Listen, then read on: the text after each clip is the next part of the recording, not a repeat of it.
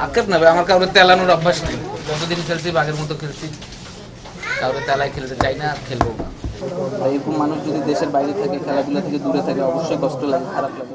Bangladesh cricket league BCL one day cup শুরু হতে যাচ্ছে 23 ফেব্রুয়ারি। পূর্বাঞ্চল, মধ্যাঞ্চল, উত্তরাঞ্চল ও দক্ষিণাঞ্চল এই 4 দল নিয়ে মাঠে গড়াবে এবারের আসর। তবে ঘোষিত স্কোয়াডে জাতীয় দলের সাবেক অলরাউন্ডার নাসির হোসেনের নাম নেই। নাসির গণমাধ্যমে খোলামেলা প্রতিক্রিয়া দিয়ে জানিয়েছেন, স্কোয়াডে না থাকার কারণ তিনি জানেন না এবং বিষয়টি তার নিয়ন্ত্রণে নেই। তবে স্পষ্ট করেছেন, দলের সুযোগ পেতে কাউকে তোষামত করার অভ্যাস তার নেই। আক্ষেপ না ভাই, আমার কাউরে তেলানোর অভ্যাস নেই। যতদিন খেলছি বাঘের মতো খেলছি, কাউরে তেলায় খেলতে চাই না, আর খেলবো না।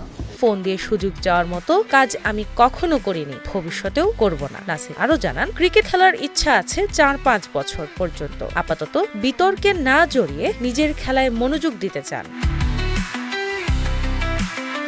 সাবেক ক্রিকেটার হিসেবে তিনি ভবিষ্যতের পরিকল্পনায় এগোচ্ছেন। সম্প্রতি তিনি চালু করেছেন বি পজিটিভ নামে একটি ফ্যাশন ব্র্যান্ড। নাসিরের ভাষ্য, ক্রিকেটের পাশাপাশি বিকল্প কিছুতে যুক্ত হওয়াটাই সঠিক সময়। ব্র্যান্ডের নামও সমাজে ইতিবাচক চিন্তা ছড়িয়ে দেওয়ার উদ্দেশ্যেই রাখা হয়েছে। নাসিরের বক্তব্যের সবচেয়ে বড় দিক হল দেশের জন্য সাকিব আল হাসানের প্রত্যাবর্তন। দীর্ঘদিন বিদেশে থাকা এই তারকা ক্রিকেটার যদি দেশে ফিরে খেলে, তা দলের জন্য বড় শক্তি যোগ করবে। নাসির বলেন, সাকিব যদি দেশে ফিরে খেলে তা বাংলাদেশের ক্রিকেটের জন্য খুব ভালো। তার অভিজ্ঞতা ও নেতৃত্ব দলের জন্য অতুলনীয় সহায়ক হবে।